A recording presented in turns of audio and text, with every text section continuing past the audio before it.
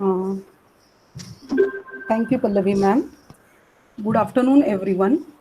It's my privilege to introduce you all once again, Professor Hire sir, Pramod Kumar Hire sir. Presently, Hire sir is working as a professor and head of the geography department at HPT Arts, RYK Science College at Nashik. During his student life, he was awarded twice as a meritorious student at BSc and MSc level. He was awarded as Best Geography Teacher by Maharashtra Bhugol Shastra Parishad also. His specialization was in geomorphology and paleohydrology. He has worked on various administrative positions. Few are reader, coordinator, vice principal, principal, chairman of Board of Studies at Savitribai Phule Pune University. Sir is having a vast experience in research also for guiding PhD and MPhil students, as well as published several research paper at national and international level. Even he has participated in various talks also. Today we are lucky to have him back to get his knowledge, and we are very much eager to listen to you, sir. I request Professor Hire sir to start this session. Thank you. Yeah, thank you, Jyoti madam, for introduction. I'm sharing my slide. You'll have to just verify whether it is visible to you. Number one, I'm audible to you. Number two, and whether the slides are changing or not. Okay?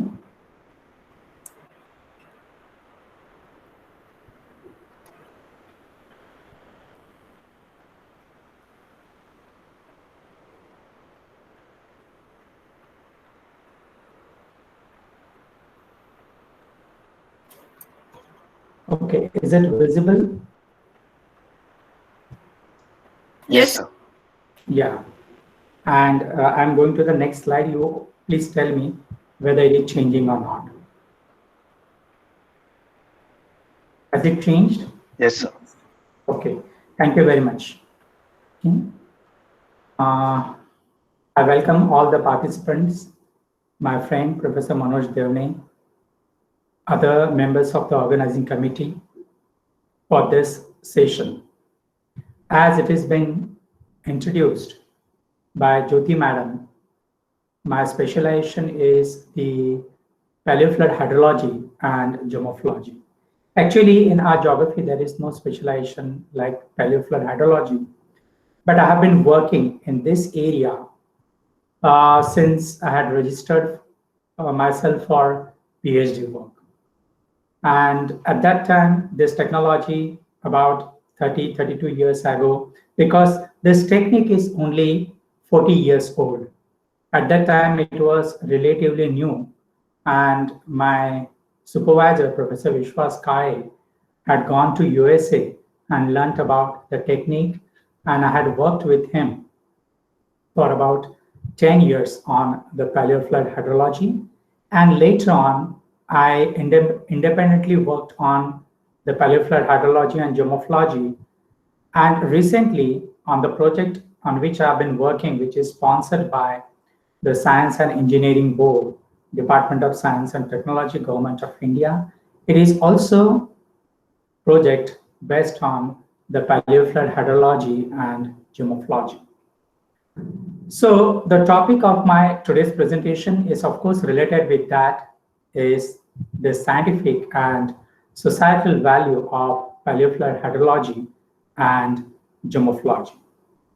In what way I'll go ahead with the lecture, my presentation, I'll be telling you something about paleoflood hydrology, in what way geomorphology also plays an important role in paleoflood hydrology, and I will take some examples as case studies which I have applied for my project and also for some of my research students, the technique of paleoflood hydrology. So I'll be giving you examples like that. Okay, so let's begin our journey towards the paleoflood hydrology and geomorphology. As I told you, This technique is only about 40 years old, and today it has been recognized as one of the branches of earth sciences all over the world, and people in different countries have been working on paleoflood hydrology and geomorphology. So let's begin with that. Now, what is the paleoflood hydrology, which has been given in this definition, which was given by Professor Baker in 1987, and he was the world-renowned hydrologist, work in Arizona State University, Tucson, USA. Basically, if we talk about paleofloods are the past or ancient. They may be historic, they may be prehistoric floods that have occurred prior to the formal measurement of discharge, which is normally measured in cubic meter per second, or stage, that is the level of water, by modern hydrologic methods. So if we do any measurement of the past flood,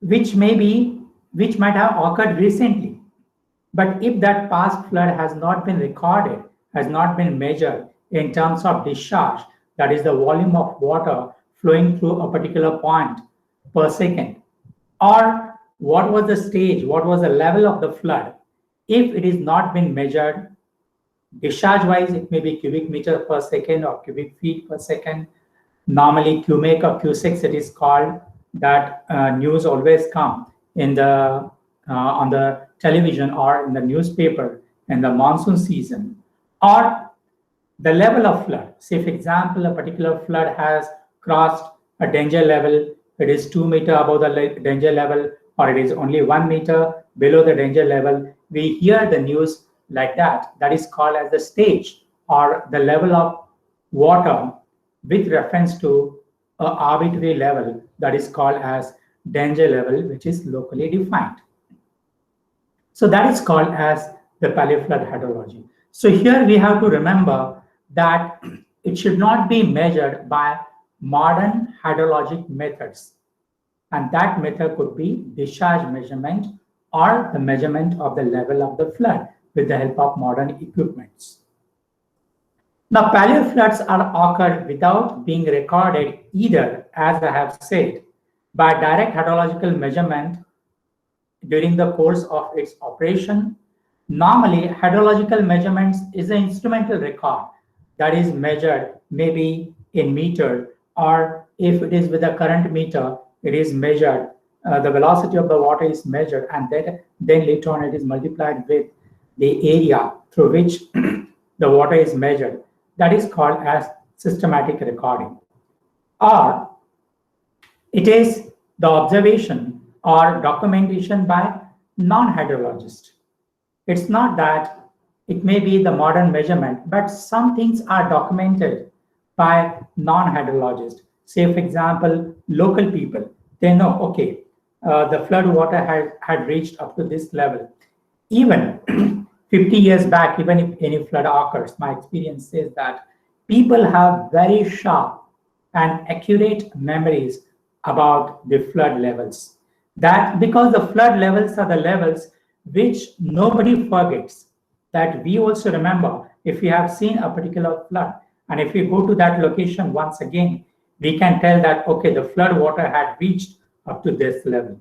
So that is so accurate and so precise that can be used as a scientific record, though it is observed by a layman or common man, because even layman or common man remembers the level of the flood very accurately. This is my own experience, says that people never forget the level of the floods. Okay? So these are the important things. Now, scientific study of, there are some indicators which are known as the paleo stage indicators or proxy indicators, which is known as abbreviated as PSI, paleo stage indicators, and slackwater deposits. These are the deposits produced by flood due to reduction in the velocity. Therefore, it is known as slackwater deposits. in the stable boundary, preferably bedrock channels. But nowadays, we have started, and other people have also started working in the stable boundaries other than bedrock too also. If the channel banks are really very confined, then there is no problem in working in paleoflood hydrology, even if the channel boundary, even if the channel is not the bedrock channel. But normally, if it is bedrock channel, then it is going to be really very accurate. But even if the channel is alluvium and the banks are very stable, like bedrock channels, then there also we can work on the paleoflood hydrology. So it has made it possible to reconstruct the chronologies, means in what way the flood has occurred in the past, before the history, before the modern measurements. And unfortunately, in our country, the modern measurements are very, very limited. We have the modern data available only for about last 50 to 60 years. And unfortunately, in some of the cases, some of the modern gauging sites have stopped functioning.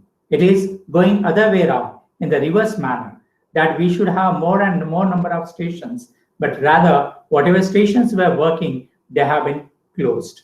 So it is possible to reconstruct the chronologies, the time sequences of the flood, of the large historic and prehistoric floods on the basis of paleostage indicators and slackwater deposits. Now, in analysis of the instantaneous paleoflood, the paleoflood that occurs all of a sudden, or it is the highest flood which had occurred in the past. When it had occurred, perhaps we may be knowing, we may not be knowing, but how we can come to know about it, that I'll tell you later. So, several types of high water marks or flood stage indicators. They are known as paleo stage indicators. As I have mentioned in my first paragraph, these are the paleo stage indicators used in paleoflood hydrology.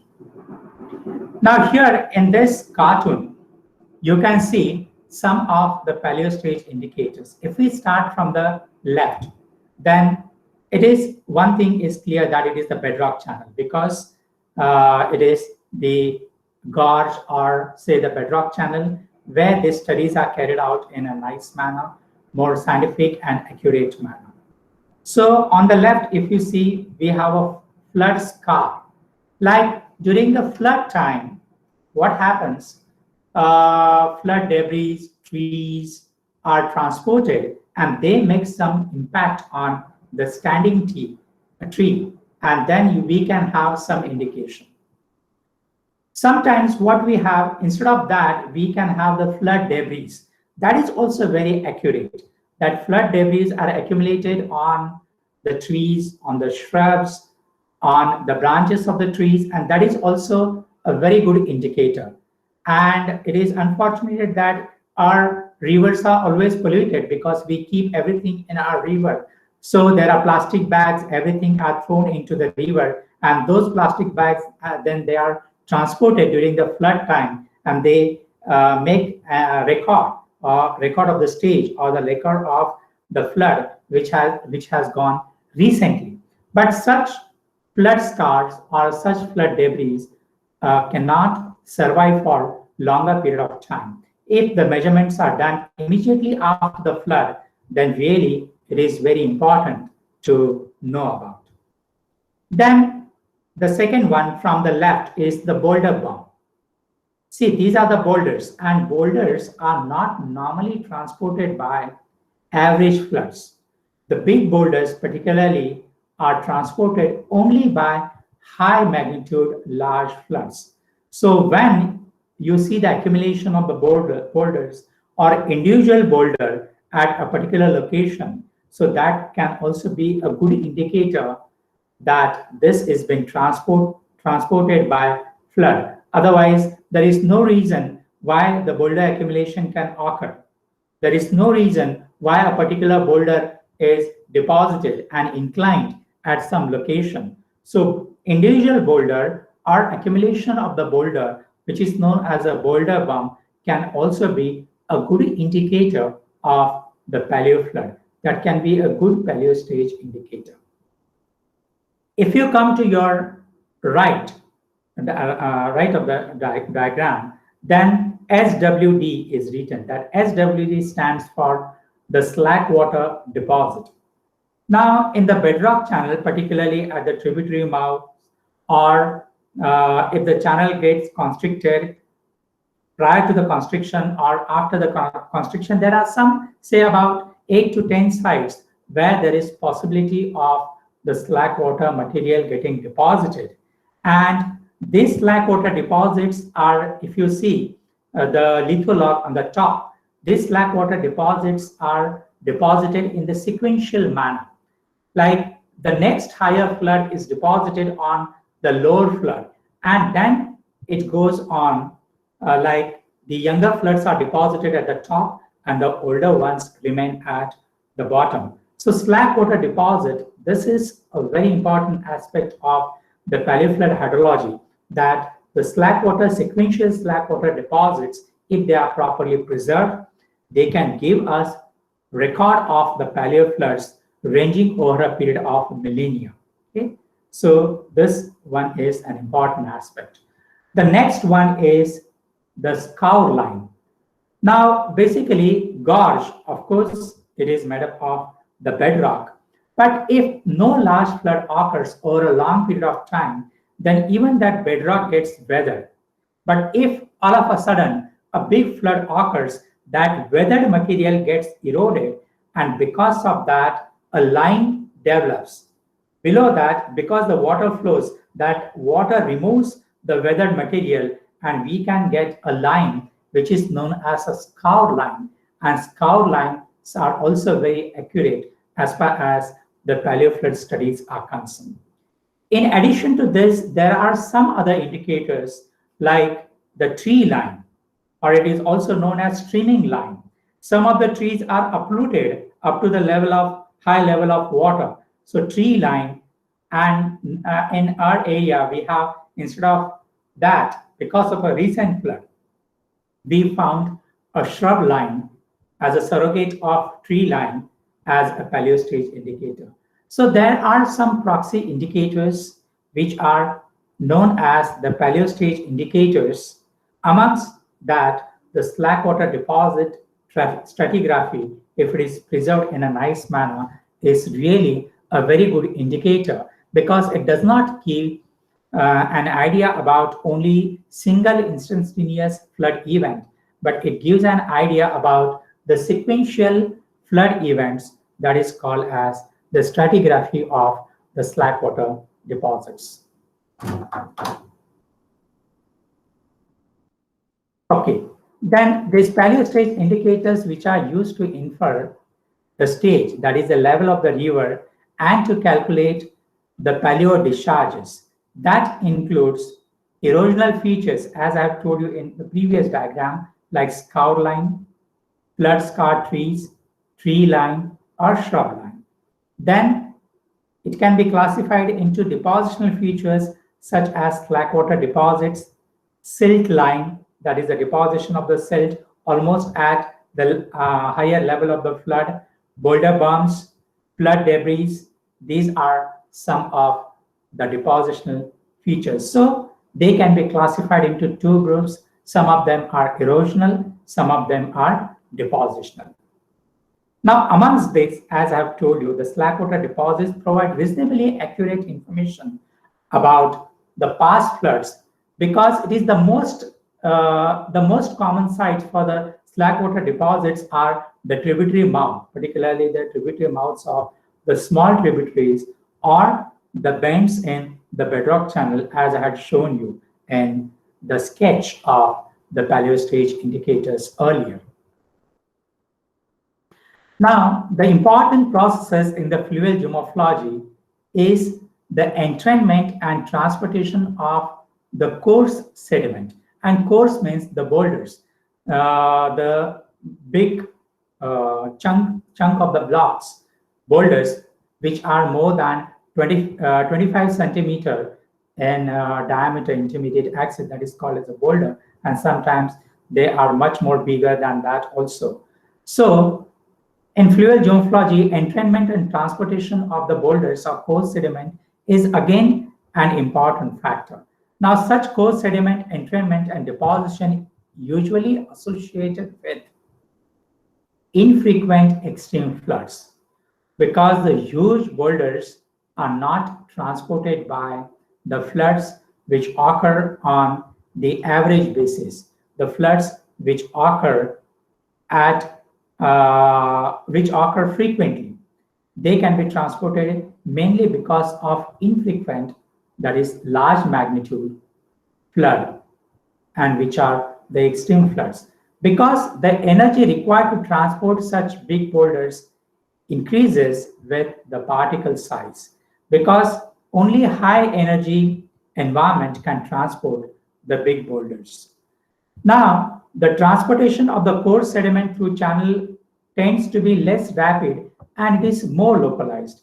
It never happens because we have been working on the coarse sediment transport, and it never happens that the big boulders are transported for several kilometers. They can be transported only for few hundred meters or at the most for a kilometer, depending upon the geomorphic conditions. So it is very less rapid and more localized kind of movement. The sediment and the resistant boundary channels, particularly the bedrock channels, normally derive from the constricted reaches. There are constricted reaches where the sediment cannot remain, even the big boulders cannot remain constant, cannot remain deposited, because when the next high flood comes, it is transported. So normally the material is derived from the constricted reaches. I'll be showing you the constricted reaches that we have studied due to high magnitude floods, which are really very competent ones. Now, field measurements are extremely important in case of the stream flow under verified conditions, and the movement of large particles can be studied only with the help of field measurements. Certainly, it cannot be carried out on the basis of the GIS and remote sensing data. No, at least today we can't. And even in future, even if the high resolution remote sensing data are available, even then in future, I don't think that it will be possible to study about the coarse sediment transport on the basis of remote sensing and GIS technique. Now, if the stream is not gauged, if there are no gauging stations which measure the flow into the stream, if the stream are ungauged, indirect measurements are required after the flood. Now, what is the objective? Because so far I have given you the introduction, which was very long in contradiction to what I have told you day before yesterday. Okay, but it was just the introduction I had given you. Now, what is the objective of my today's presentation? To comprehend the paleoflood hydrology and geomorphology of one of the west flowing rivers of India, the third largest west flowing river of India, that is the Mahi River, on which my project is going on, and one of the rivers, a tributary of located in the western part of Nasik district, which flows through Maharashtra and Gujarat, that is the Par River, on the basis of paleo-stage indicators. Now, what kind of paleo-stage indicators we have used? Number one is the Slackwater deposits. Number two is the shrub line, because we could not get the tree line. No doubt the tree lines were also available, but we did not have time in some area to work on the tree line, because that involves a lot of money and time also. So we have worked on shrub line as a surrogate for the tree line. The next one is the scour line, that is the flood scour line. I'll be showing you the pictures so you will understand how it looked. And the last one is the flood transported boulders, that is the coarse sediment which has been transported by flood. So we have carried out the paleoflood studies on the basis of these four paleo stage indicators: slackwater deposit, shrub line, scour line, and flood transported boulders. Now, what kind of data and methodology have been used in the paleoflood hydrology and geomorphology? about which I'd like to tell you. Number one, the Slackwater deposits were identified at the appropriate location and sediment samples were collected for the textural analysis. Now, textural analysis can tell us whether the sediment is transported by flood or not. So for that, the textural analysis are carried out. And also, the sediment samples have been collected for optically stimulated luminescence dating, that is called as OSL dating, which can give us the chronology of the flood. So it is not that only the levels of the floods are important. From the levels, we can understand the magnitude. Okay, that is how big the flood was. But for the temporal aspect, that is for the chronology of the flood, dating is required. And there are several dating techniques. One of the best dating techniques is the OSL dating technique, that is the optically stimulated luminescence dating technique. Okay. Then later on, what we did, we had carried out hydraulic modeling of Paleo discharges with the help of HECRAS, that is Hydraulic Engineering Center, River Analysis System software, with the help of cross-sectional data that we had collected in the flood and elevation of the Slackwater deposits. So the hydraulic modeling was carried out with the help of computer software, and for that, what data were required? The cross-sectional data as well as the level of the floods of the Slackwater deposits. But prior to that, we had used the satellite images or the Google Earth images for identification of the location of the Slackwater deposits. I mean, it is always better before you go to the field if you identify it on the topo sheets. And nowadays, we are very fortunate that the Google Earth maps are available on our mobile. So topo sheets have least relevance because earlier there was nothing other than topo sheets. But nowadays, because the Google Earth images, no doubt the Google Earth images have some limitations, but though we can overcome those limitations and we can use the Google Earth images or the Google map for identification of the paleo flood sites. And the Google Maps, Google Earth images can be also used for presentation of the geomorphic features. Now, here, the cross-sectional survey for the paleo flood was carried out in the Mahi River channel.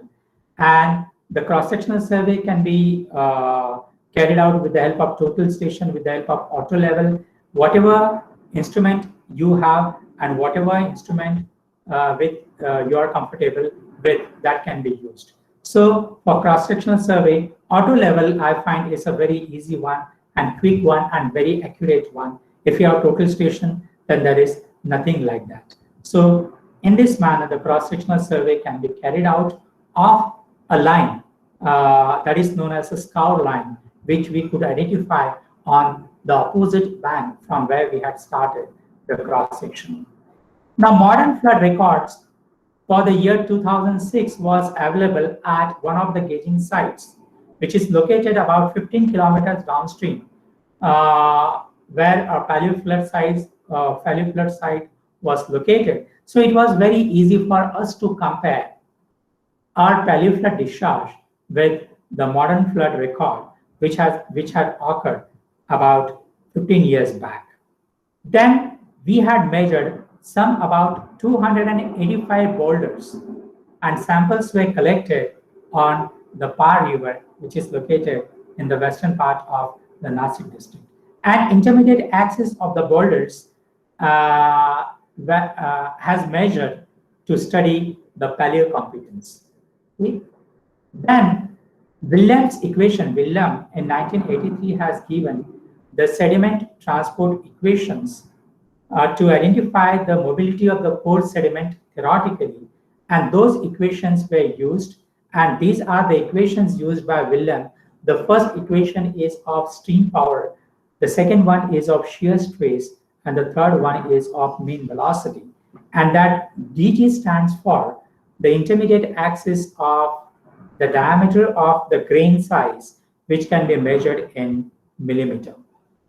And later on, the estimated values were compared with the values that we have calculated with the help of calculated by reconstructing the paleo floods, reconstructing the past floods. So these estimated values were compared with the values that we have obtained by the reconstruction of the past floods. Now, slackwater deposits on the Mahi River where we had identified. So I just would like to tell you first where the Mahi River is. Mahi River flows to the north of Narmada River. It is the third largest west flowing river of India. And these are some of the major tributaries and the mainstream of the Mahi River, about which I'm not going to tell you now. But it is the river that flows through Madhya Pradesh, Rajasthan, Gujarat. It has its source in the Dar district of Madhya Pradesh. Source elevation is 581 meters and for the length of 583 kilometers. And the drainage basin of the river is about 35,000 square kilometers. And Anas, Panam, Som, Zakham, Irao are some of the tributaries. Now, in this circle, in the inset, we have a circle and a dot. There, the slackwater deposit site, the paleo flood site, was identified, which is located about 200 kilometers downstream from the source of the Mahi River. Okay, what we found over there, that site name is the Bungra site. There, we found vertically stacked sequences of the slackwater deposits. Those sequences were deposited at the mouth of a small lake bank tributary, which I'll be showing you. And the site is located about 200 kilometers from the source of the Mahi River. Now here is the Mahi River, which flows from, say, south to north on this map. And there is a tributary, which is a lake bank tributary, a small one, very small one, which doesn't have high competence because the length as well as the what we can say the competence of the tributary is not so high, and that's why it could fortunately preserve slackwater deposits at its mouth. Okay? Now here is the location of the slackwater deposits. This is a picture which has been taken from the opposite bank. In front, in the middle, you can see the tributary mouth. Then this is the close-up view of that tributary mouth where the slackwater deposits were identified, which has been shown with the help of arrow in the top figure. And in what way the sequences appear, there persons are standing, so we can make out in what way the paleo flood sequences or the slackwater deposit sequences had occurred. Please excuse me.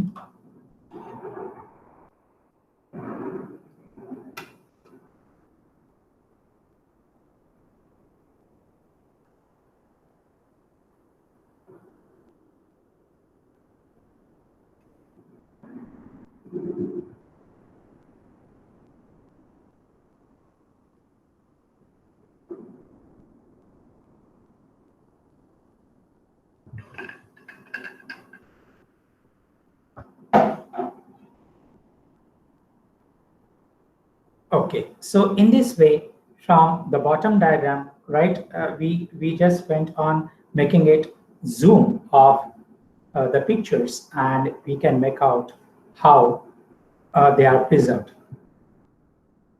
Now this is again a close-up view of the slackwater deposits, and we have checked the trenches, and we have to make the steps, and from that we can identify.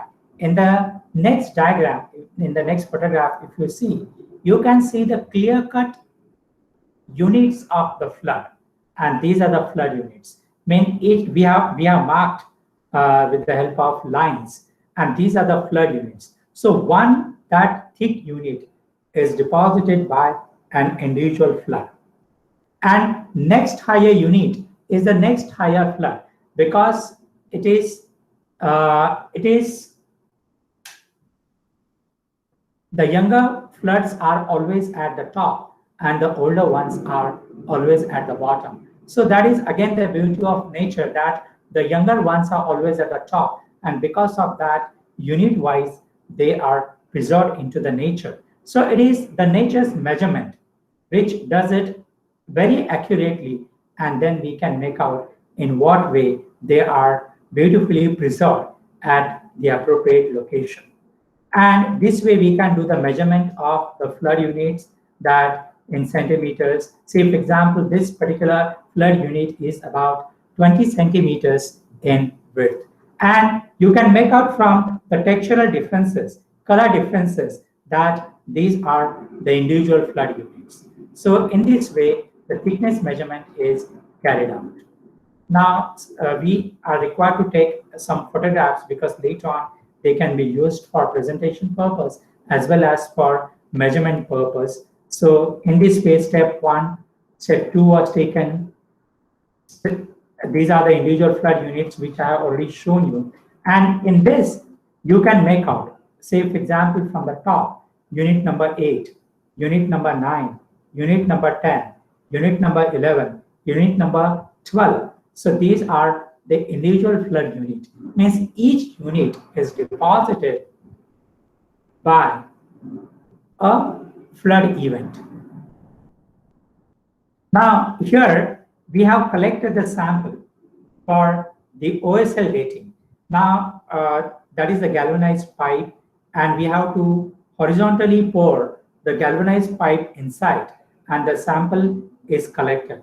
While collecting the sample, a care must be taken that the sample inside part of the sample at least should not be exposed to the sunlight, because if it is exposed to the sunlight, it will be useless, because the dating is based on the exposure of the sample to the sunlight, and if it gets exposed now, then that sample becomes useless. Okay, so in this way, if you see the equipments, there are galvanized pipes, and in such galvanized pipes, the samples are collected for the OSL dating, and there are some carry bags in which the samples are collected for the textural analysis. So the collection of the soil samples and the samples for the OSL dating has been carried out. Now at this particular location, the cross-sectional surveys were carried out with the help of survey instrument. And if you see towards our bank, that is the right bank, and opposite side is the left bank. So the right bank is the bedrock channel, whereas the left bank is the quaternary alluvial deposited channel. And the quaternary deposited channels are so compact, they are so hard, not only in case of Mahi River, but also my experience says that in case of Tapi River as well as the Narmada River, these quaternary deposits are so compact, so hard, that they almost behave like the bedrock channels, and therefore the paleoflood studies, as I had mentioned earlier, can be used in bedrock, but they can be used in the stable boundary channels if the stable boundary channels are made up of the quaternary deposits, and which are really a very compact one, then there is no problem in using. Another thing, in the channel in between, in this photograph, you can see a big boulder bomb, but that boulder bomb is just the exposed bedrock. Those boulders are not transported by flood and deposited there. So, but you can see how the boulder bomb appears, but that is just the exposed boulder bomb bedrock exposure and the Mahi River channel. Okay. So here the cross-sectional survey was carried out. Now, what are the results of the slackwater deposits at this particular site, that is on the Mahi River at Bungra site? Sedimentary records of paleofloods have been preserved. Stratigraphic studies were carried out, and they indicate that there are 37 stratigraphical flood units which were identified. The total thickness of the slackwater deposit was more than 10 meters, because we could do it only for 10 meters. There was something which are below the water that we could not measure. The thickness of the units varied from 1 centimeter to, from 10 centimeter to 70 centimeter, that is 0.1 meter to 0.7 meter, 10 centimeter to 70 centimeter. And These are the stratigraphic sequences. We have constructed the lithologue, which are telling us in what way the flood deposits were preserved. Okay, and this is for about 10 meters, say 6 meters on the left and remaining 4 meters on the right. Okay, so this is the lithologue that was constructed, and this is the legend of the lithologue.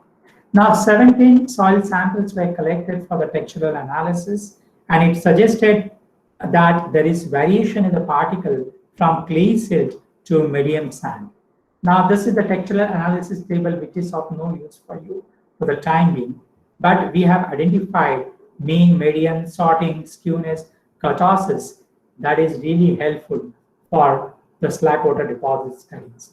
Okay? Now, the data indicates that the flood laid the sediment dominated from fine silt to medium sand, which are strongly negatively skewed and moderately well sorted. So here, two things are very important as far as the slackwater sediment textural analysis is concerned, that many of the samples are negatively skewed and they are well to moderately well sorted. But the sorting index is really very high and they are negatively skewed. That is our observation. And this observation is not only for this particular site, but for other sites also, for other slackwater deposit sites, which we studied on the Tapi River and Narmada River. There also we have found the same results, that they are strongly negatively skewed and well to moderately well sorted. Now, the paleo discharges were calculated with the help of hydraulic modeling, which I had already told you. And the water surface profiles were calculated, and those water surface profiles were compared with the levels of the slackwater deposits in order to calculate the discharges. And when these profiles were compared with the slackwater deposits, we found the discharge ranging from 2,000 cubic meter per second to 11,000 cubic meter per second. Now, 2,000 cubic meter per second means really that way very high figure. Say about 2-3 years back, there was a flood on the Mula Mutha River in Pune. At that time, the highest discharge was to only 2,000 cubic meter per second. So 2,000 is also quite high, and 11,000 is certainly very high discharge. Okay. Now, hydraulic modeling indicated that the highest flood deposit was at 50 meters high, which was the top of the slackwater deposit, and that has produced a flood, which is approximately 10,500 cubic meter per second. Whereas the lowest flood is associated with the slackwater deposit unit, which had occurred at about 6 meter high, and that has produced a flood, which is of the order of magnitude of 2,000 cubic meter per second, approximately. However, what we found that at the same location, there was a modern flood that had occurred in 2006. So the slackwater deposit site, the paleo flood site that we have studied, that is located only about 9 kilometers from a major dam constructed on the Mahi River. And what had happened in 2006, you must be knowing that in 2006 in Maharashtra, not only in Maharashtra, Madhya Pradesh, Gujarat, Rajasthan, big flood had occurred. So in 2006, there was sudden release of water from the dam, and that flood, because it is only about 9 kilometers downstream of the dam, that has produced a very high magnitude flood, which is the man-made flood, which was the man-made flood, which was the human-induced flood, which was not the natural flood, which was very big in magnitude, very high in magnitude, because the site is located only, say, 9 kilometers away downstream of the dam, and that dam release flood was much more in magnitude than the paleo flood, and it was of the magnitude of about 26,000 cubic meter per second, which is really very high. So that has produced the flood of 26,000 cubic meter per second. And therefore, the hydraulic modeling suggested that the paleo flood discharges that we had calculated which is about 11,000 cubic meter per second, were much lower in magnitude than modern flood, because the modern flood was of the order of magnitude of 26,000 cubic meter per second, which is very high in magnitude. Now, these are the water surface profiles. From that, you can really make out, if you go from bottom, then we have the channel bottom. Then the next one is the water surface profile of the lower Slackwater deposit, which is about 2,000 cubic meter per second. The middle Slackwater deposit, which is say about 6,000 cubic meter per second. The top of the Slackwater deposit, which is about 10,500 cubic meter per second.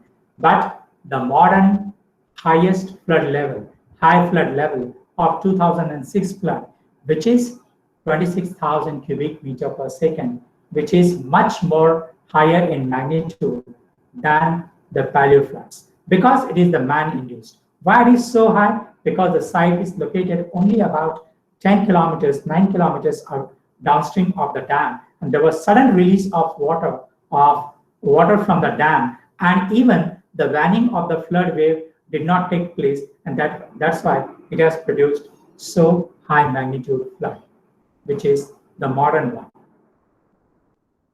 Now, what are the conclusions? The river has produced evidences of 37 Paleo floods. Second, all the Paleo floods were much smaller in magnitude, I have told you, than the modern flood, which has occurred in 2006 due to sudden release of water from the major dam constructed on the Mahi River, which is Mahi Sagar Dam. Now, the Paleo stage indicators of the Mahi River at the another site, which is known as Mahudika Mar. Mahudika Mar is one site which is located on the Mahi River. And where it is located? It is located upstream of the Slackwater deposit site at about 112 kilometers from the source. The name of the place is known as Mahudika Mar. Now, this is the Mahudika Mar. Mar means little higher level. And because that area is little higher than the present river channel, therefore it is known as Mahudika Mar. Mahudi is the name of the place, a small settlement in that area. So here at this location, it was carried out. Okay, so this is the Mahi River at the Mahudika Mar, and what we have found while doing the Google Earth survey, as well as when we had gone in the field. First, we had conducted the Google Earth survey, and we found a line of the vegetation that we call shrub line. And on the left bank, if you see, there is a line which is a shrub line, which is a good indicator that the flood water had reached up to this level. So that is the shrub line. And that we have used as a Paleo stage indicator. Then on the right bank, there was a bedrock cliff. There is a bedrock cliff. And on that bedrock cliff, we could get a scour line that I had shown you in some of the layer diagrams. So here we found the shrub line on the left bank, scour line on the right bank, and we have reconstructed the flood, and it was found that the scour line as well as the shrub line were located 16 meters from the lowest point of the channel, which is known as the Thalwage of the Mahi River, and 16 meters means it is quite high as compared to the lowest point of the channel. So what we found, this is the river which is flowing from top to the bottom right, and on the right bank, left bank, we have the scour line, shrub line, whereas on the right bank we have the scour line. And these two Paleo stage indicators were used, and reconstruction of the Paleo flood was carried out, and we could reconstruct, animate that the flood water had reached up to this level. So in this manner, the Paleo flood water level was calculated, and we could reconstruct the Paleo flood at the Mahudika Mar on the basis of two Paleo stage indicators. On the left bank, shrub line; on the right bank, scour line. This is the cross-sectional area, or the cross-section of that particular site. And what we have found on the right bank, there are rock falls because from the bedrock cliff, which is very high, almost vertical, a rock fall is quite obvious. Then on the right bank, we could get the point bar. Then this is the low water level. Normally the water gets, the channel gets dry in the winter season, late winter season, and in the summer season. This is the normal water level. Sometimes water flows up to this level during the monsoon season for few days at least. And this is the paleoflood water level, which is about 16 meters high from the lowest point of the channel.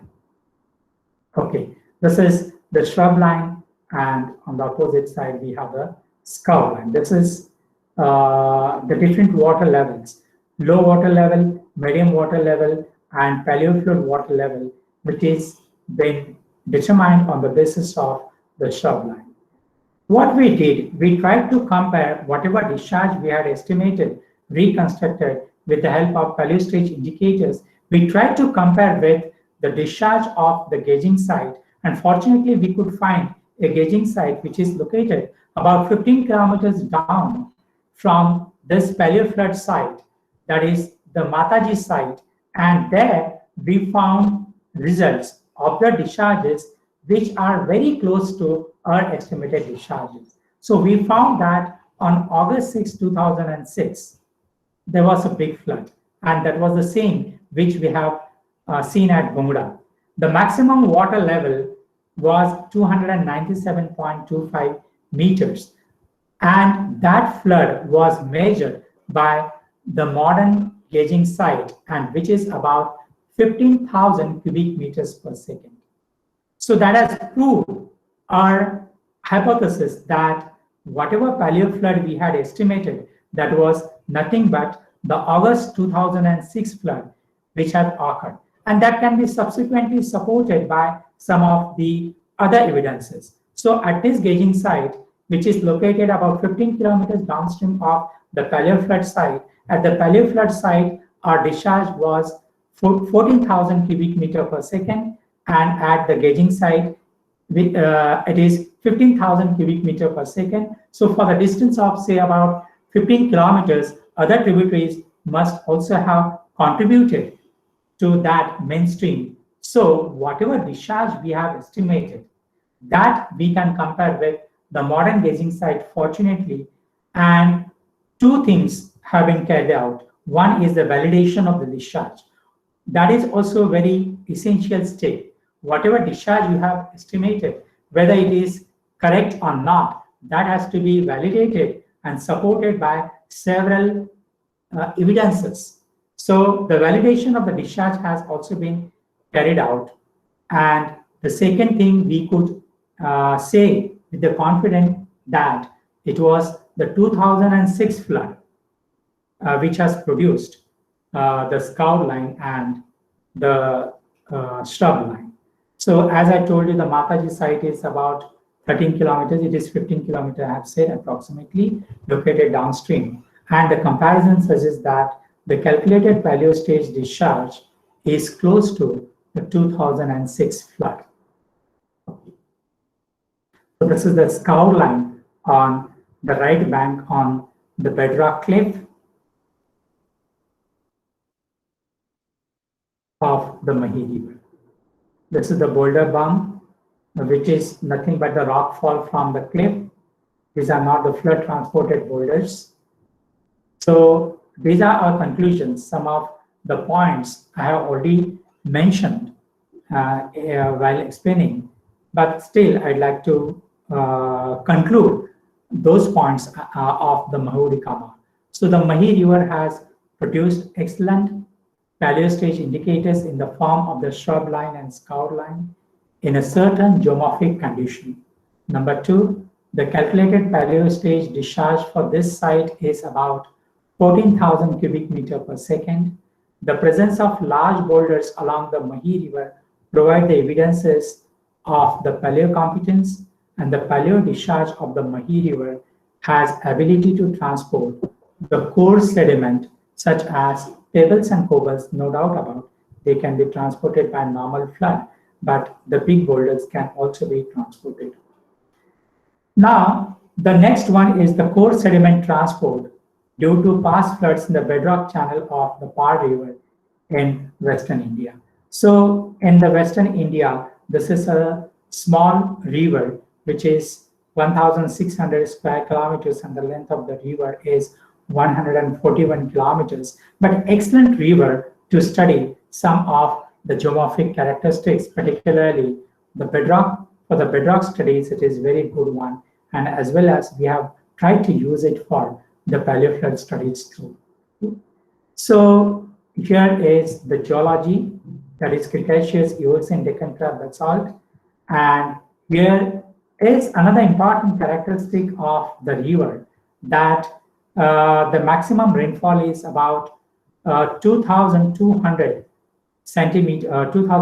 millimeters per year. That is quite high. Okay? So 2,200 millimeters per year annual rainfall. In case of Pune, it could be approximately 700 millimeter per year, but it is 3 times more than the Pune's average annual rainfall. Okay? So what was the data methodology?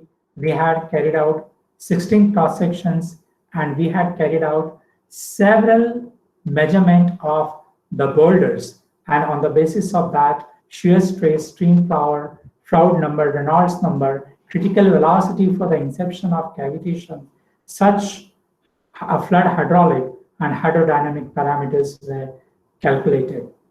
Now, 10 largest boulders were identified, and their intermediate axis was measured, and the minimum velocity required for the transportation of the boulders in terms of shear stress, unit stream power, and mean velocity was calculated.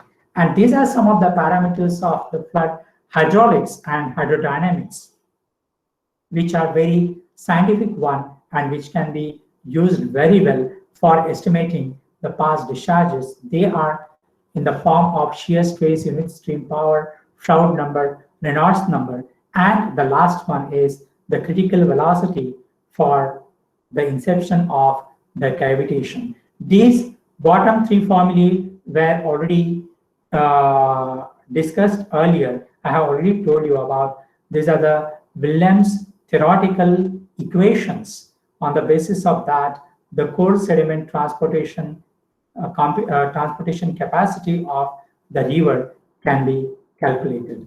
So here there are some sites, but I'm going to take the example of only 2. The first one from the bottom, that is, which is colored yellow, Panchlai site. So there we have found the boulder with the intermediate axis of 1,100 millimeters. What kind of shear stress is required for that? Shear stress required to transport this boulder is 187 newtons per meter square. The stream power required to transport this boulder was 575 watts per meter square. And the mean velocity which is required to transport this boulder, which is more than 1 meter in intermediate axis, was 2.2. But the most interesting is the third from the top, that is the Menda side. There we could find the boulder of 6,200 millimeter, that is 6.2 meter intermediate axis. And that boulder had certainly required the theoretical value to transport that boulder in terms of the shear stress is 1,054 Newton per meter square, whereas the stream power required to transport that boulder is 5,175 watts per meter square.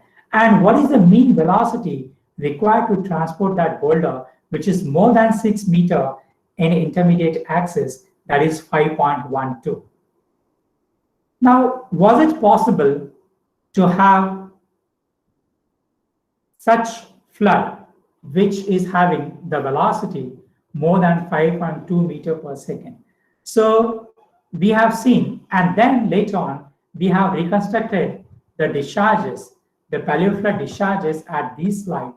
So at Panchlai, we could estimate the value of discharge about 35,785 cubic meter per second, which is very, very high for such a small river. There, the mean velocity was again high, about 10 meters per second. The shear stress was 972, and unit stream power was about 10,000 watts per meter. And that was for Menda, the discharge was 20,000 cubic meter per second. There, the mean velocity was highest, and that is extremely high. Why it is so extremely high at that location? If I'll show you the photograph, you will come to know why the velocity was extremely high. That is about 16 meters per second, which is extremely high velocity. The shear stress value is 2,300 newtons per meter square, and the stream power is 38,322 watts per meter square. Now, these are the estimated values. If we compare these values with the theoretical values given by Williams, then these values are much higher. So it indicates that the boulder were transported by the flood, which had produced such high values. So the estimated value generated by reconstruction of the flows, reconstruction of the paleo floods, and then we have compared these values with the theoretical values. And after comparison, it was clear to us that certainly these boulders were transported by the floods which had occurred in the past. Now, this is a very beautiful site which can tell you, and fortunately, one of the papers has been recently accepted of ours in the current science, which will be published soon on this particular site. Of course, it is not based on the paleo flood hydrology. Some other aspect we have tried to explore to the world from this site. So here at this site, it is very unusually, we can see a paleo channel, and then there is a straight channel, and at the end of the straight channel, we could find one very interesting transported boulder. And the eyewitnesses had told us that that boulder was transported by a big flood which had occurred in 1968. More than 50 years ago, a big flood had occurred. And then later on at several locations, we came to know that in 1968, there was a big flood on this particular river. So this was the geomorphic condition at that location, and we could explore that geomorphic condition. And on the basis of that, paleo flood reconstruction was carried out. Now, this is the big boulder, which is broken into two pieces. A person is standing, and the intermediate axis, not the long axis, not the short axis, but the axis which is in between, that is called as the intermediate axis. So intermediate axis of this boulder is about 6.2 meters, and such 6.2 meters boulder was plucked, and later on it was transported because the geomorphic conditions are so ideal for the plucking of the boulder as well as the transportation of boulder, and that's why this miracle could happen. That is the transportation of the huge boulder because of the 1968 flood. So here is the table given in the top row.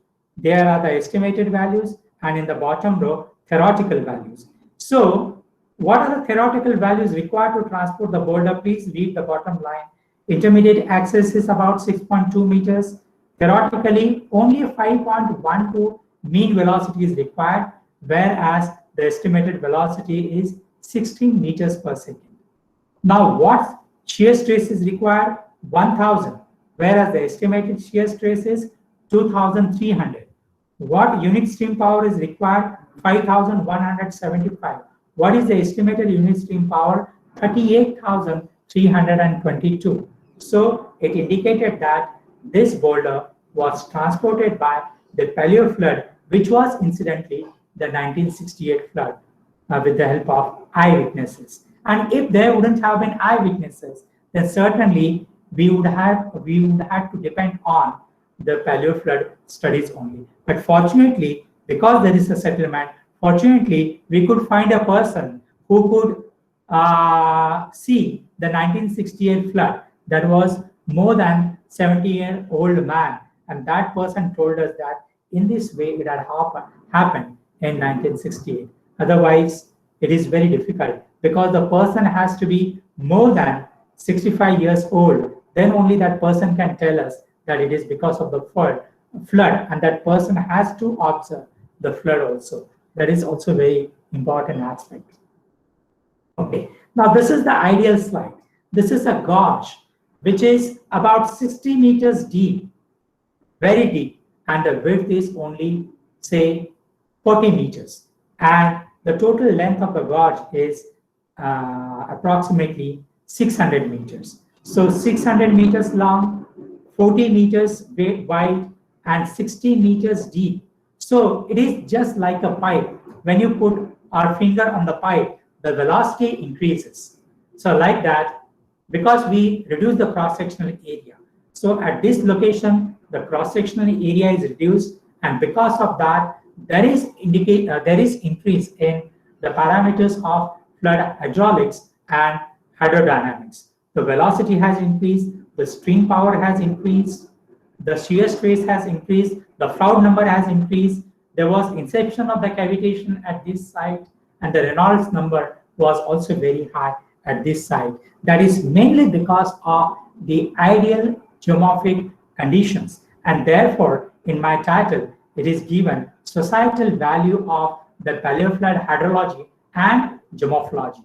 Now this has happened because of the ideal geomorphic condition at this site. Okay? So in this manner it was happened. This is a big boulder bomb which is deposited immediately downstream of the constricted ridge. So that indicate that this entire material has been removed from the constricted ridge because of the paleo floods. I'm sorry. Here is the person in the insect, so you can make out how big the boulders are in size. Okay, this is another boulder.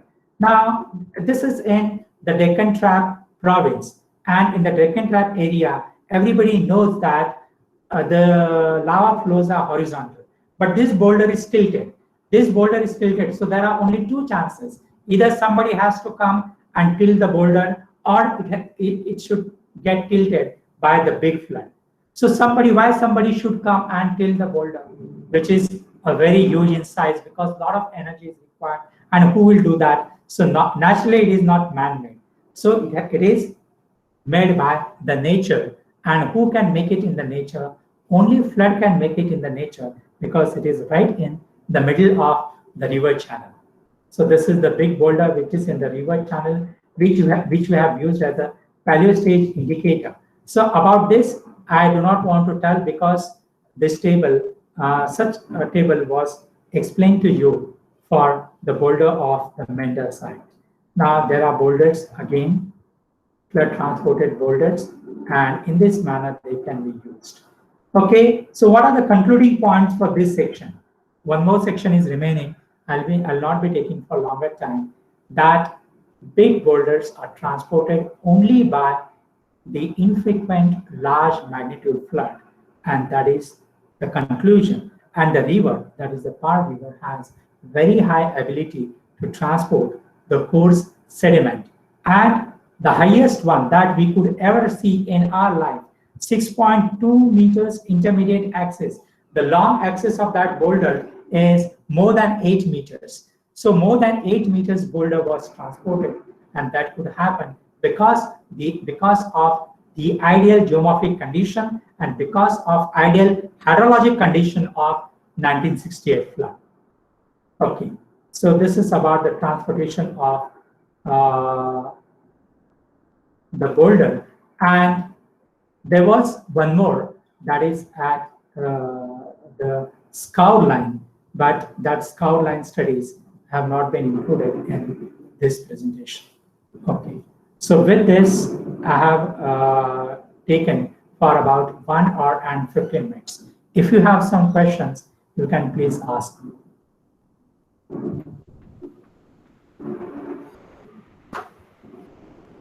Thank you, sir. Yeah. The session is open for question answers now. Any participant has got any queries can ask, sir.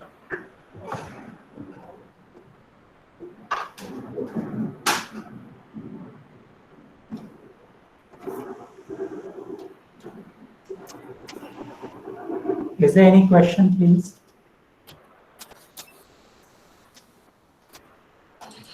Hello, sir. Yes, sir, please. Sir, you are referring to this boulder, which is around 8 meters long, right? Yeah. What would be the volume of discharge required to move that, and what could be the say the distance that it probably may have traveled to date? Yes, sir. I mean, your question is very good, both the questions. Number one, that we had estimated discharge that had transported this boulder. And that estimated discharge is very high. That is 20,000 cubic meter per second, almost 10 times higher than the discharge of the highest flood which has recently occurred on Mula River at Pune. That Okay. is 2,000 cubic meter per second. And here the discharge was 20,000 cubic meter per second. Number one. That is one. Second, this boulder was transported for 300 meters. And eyewitness has, because we could identify a person, fortunately, that was our luck, that the person was old and had observed the flood. And that person told that this boulder was here before the 1968 flood, and it was transported from this location up to that location due to 1968 flood.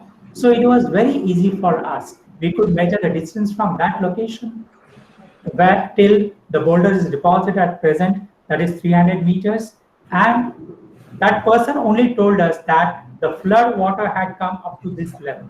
Otherwise, it would have been very difficult for us to estimate the discharge.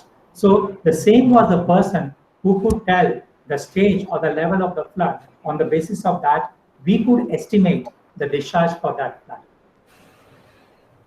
Okay, but like we otherwise do in ground truthing as such, could you trace back the distance that the boulder may have moved geomorphologically?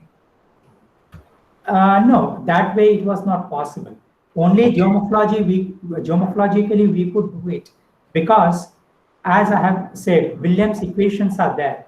Those are the equations, theoretical equations. Say if the boulder is of 1 meter diameter in intermediate axis, how much stream power, how much shear stress, and how much velocity, mean velocity is required to transport that boulder.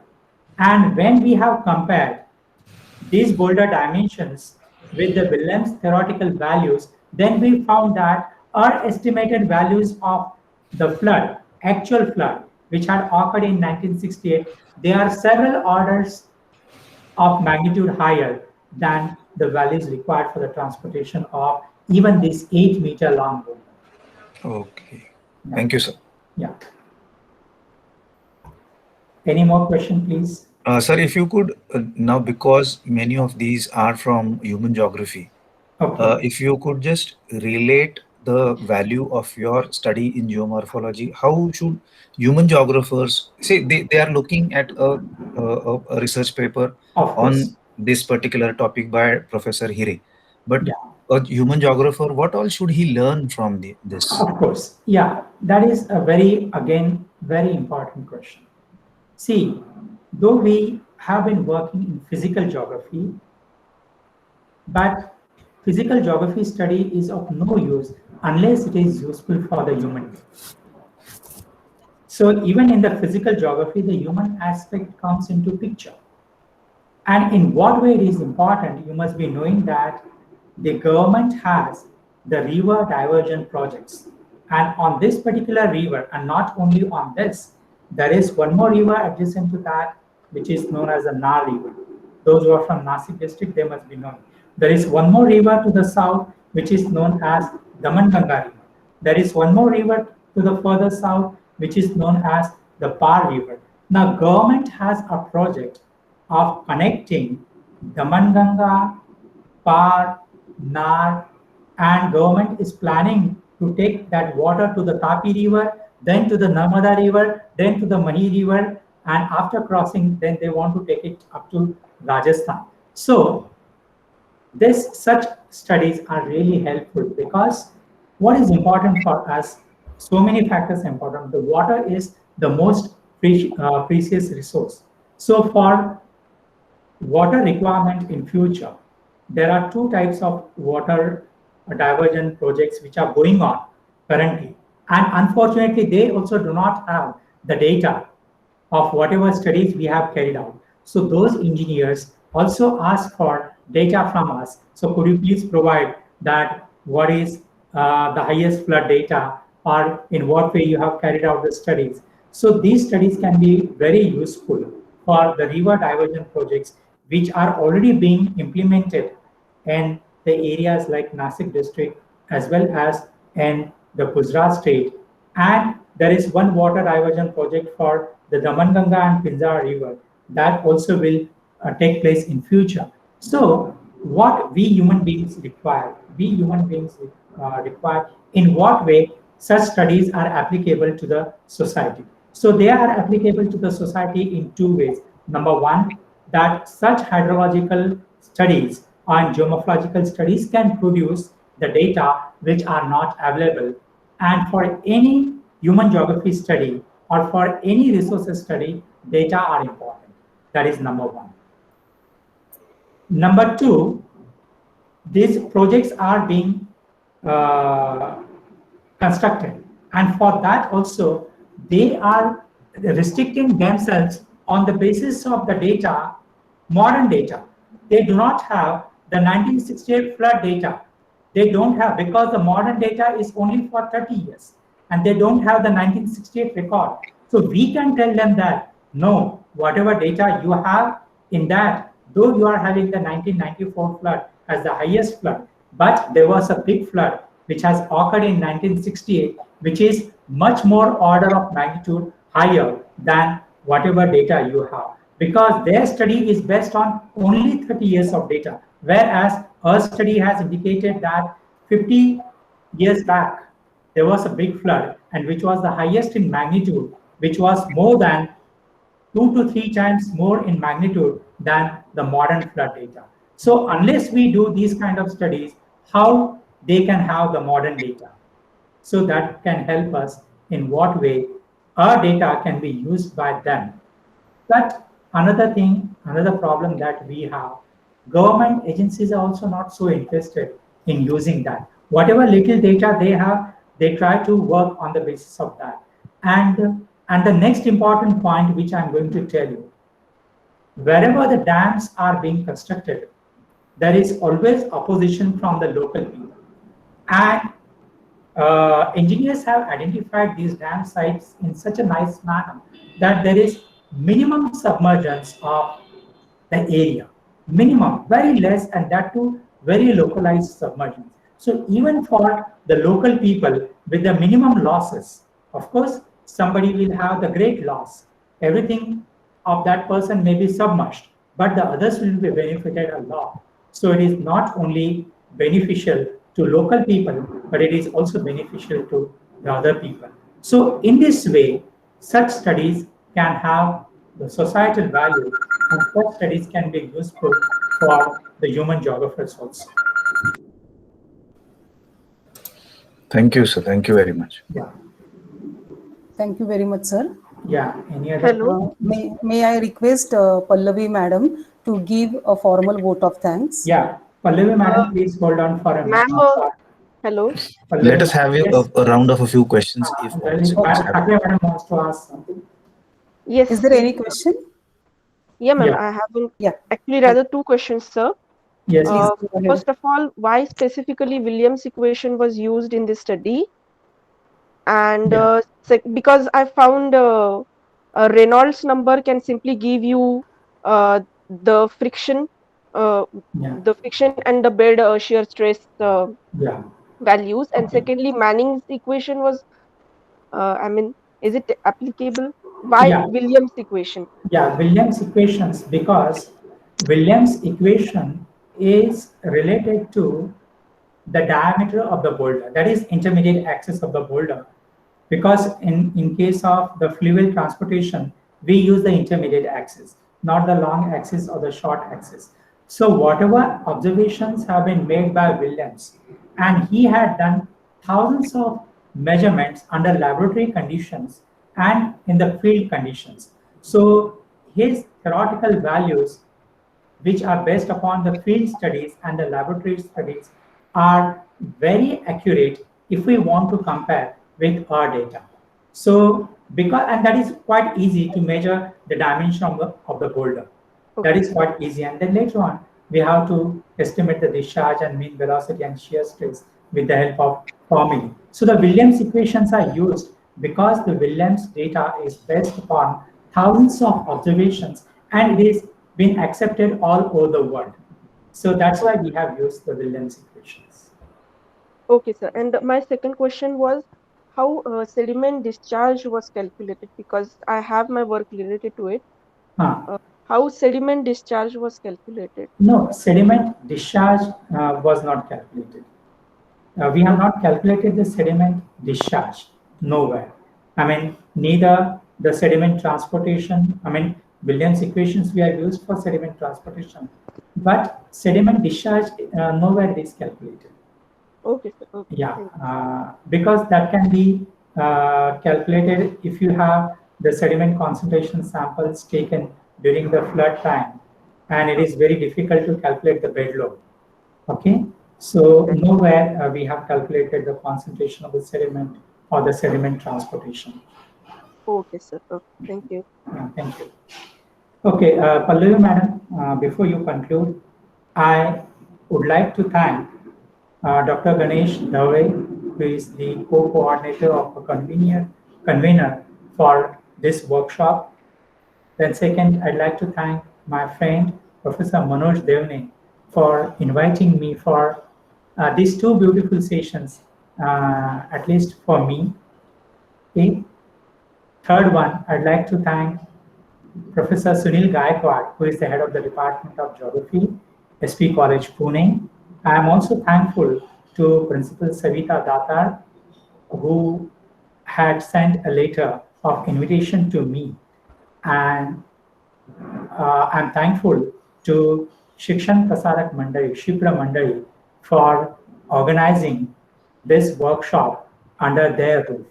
So I'm thankful to all of them. And last but not least, I'm thankful to all the participants for patient hearing for 2 days for my lecture. Thank you very much. Sir, actually, this is only the research methodology part of it. You also are on the board of studies, so I have been speaking to Principal Shitole about drafting the core geography syllabus for us rather. Okay. And once we have finalized that, we would certainly like to hear from you on certain aspects, applied aspects of fluvial geomorphology in the theory sense of it, sir. Yes, sir, sure. Why not? Why not? So what I meant to say is it does not end with the thank you here. We are looking forward for further cooperation. core course. Yeah. Yes, sir. All right. Thank you, sir. Thank you. Thank you very much. Pallavi, madam, you may continue. Yeah, thank you. We take this opportunity to express our gratitude towards today's resource person, Dr. Manojkumar Hire, for his valuable guidance and sharing his thoughts. On behalf of the host, Shikshan Prasarak Mandali's SP College, Department of Geography, we thank you, sir, for being with us today. We would also like to extend our thanks to the organizing committee, Principal of SP College, Head of the Department of Geography, Dr. Gaikwad, Coordinator, Dr. Devne, Co-Coordinator, Dr. Dave, for the support.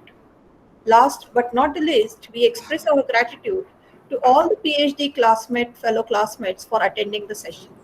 Thank you, one and all. Thanks a lot, sir. Thank you. May I leave, ma'am? Yes, sir. Yeah, thank you very much. Nice to see you after a long time. Yes, sir. 15 years back we had met. Yeah. Okay. But will not recognize me. Yeah. Why I should not recognize you? You are my first teacher for CAP, rather. Yeah. How to do CAP. Yes, ma'am. Yes. It was Okay. a pleasure meeting you, sir. Thanks. Yes, sir. Thank you very much. Thank you, sir. Thank you. Okay. May I request